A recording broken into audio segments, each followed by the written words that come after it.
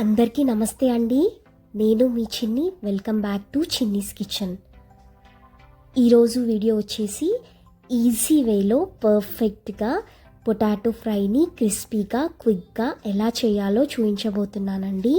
ఇక్కడ నేను 300 గ్రాముల వరకు బంగాళదుంపల్ని ఈ సైజులో కట్ చేసుకుని తీసుకున్నానండి.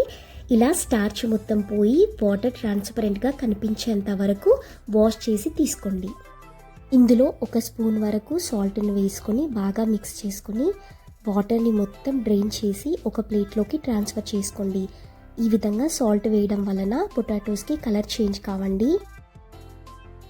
ఇప్పుడు స్టవ్ పైన ఒక ప్యాన్ పెట్టుకొని అందులో 5 ఎండుమిర్చీలను, 10 నుండి 12 మిరియాలను, 1/2 టేబుల్ స్పూన్ వరకు ధనియాలను, చిటికెడు మెంతులను వేసుకోండి. చేదు తినని వాళ్ళు ఈ మెంతులను స్కిప్ చేసుకోండి. ఇప్పుడు వీటిని బాగా ఇలా ఫ్రై చేసుకొని ఈ ఇంగ్రీడియంట్స్ని ఒక జార్లోకి ట్రాన్స్ఫర్ చేసుకోండి. అందులోనే 1 టేబుల్ స్పూన్ వరకు కారాన్ని వేసి ఇక్కడ చూపిస్తున్నట్టు సన్నగా పౌడర్ చేసుకుని పక్కకు పెట్టుకోండి.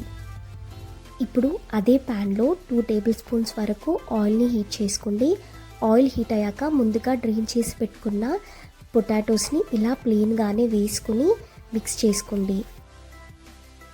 ఇలా క్రిస్పీగా అయ్యేంత వరకు లో టు మీడియం ఫ్లేమ్లో కదుపుకుంటూ అన్నీ ఈవెన్గా గోల్డెన్ బ్రౌన్ వచ్చేంత వరకు ఫ్రై చేసుకోండి. ఇలా పొటాటో ఉడికినాక వేరే ప్లేట్లోకి ట్రాన్స్ఫర్ చేసుకోండి. ఇప్పుడు అదే ప్యాన్లో 1/2 స్పూన్ వరకు ఆయిల్ని హీట్ చేసుకోండి.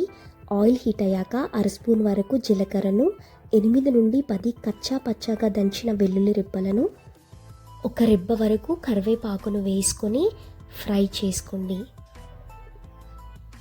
ఇలా ఈ పోపు దినుసులు గోల్డెన్ బ్రౌన్లోకి వచ్చాక ముందుగా ఆయిల్లో ఫ్రై చేసుకున్న బంగాళదుంపలను వేసుకొని 2 మినిట్స్ వరకు హై ఫ్లేమ్లో టాస్ చేసుకోండి. ఇప్పుడు స్టవ్ని లో ఫ్లేమ్లో పెట్టుకుని ముందుగా మిక్సీ చేసి పెట్టుకున్న మిశ్రమాన్ని వేసి బాగా అన్నీ కలిసేలా మిక్స్ చేసుకోండి.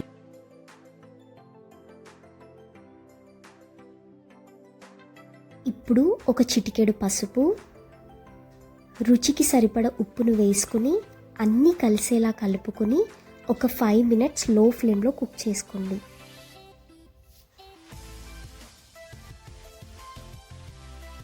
ఫైనల్లీ కొంచెం కొత్తిమీరను వేసి మిక్స్ చేసుకుని స్టవ్ని ఆఫ్ చేసి సర్వ్ చేసుకోవడమే అండి. క్రిస్పీగా స్పైసీగా పొటాటో ఫ్రై రెడీ అండి. ఈ పొటాటో ఫ్రైని సాంబార్తో లేదా రసంతో నంచుకొని తింటే ఇంకా బాగుంటుంది. వీడియో కనుక నచ్చినట్టయితే లైక్ చేయండి, మీ ఫ్రెండ్స్కి షేర్ చేయండి. మరిన్ని సింపుల్ రెసిపీస్ కోసం మన ఛానల్ని సబ్స్క్రైబ్ చేయడం మర్చిపోకండి.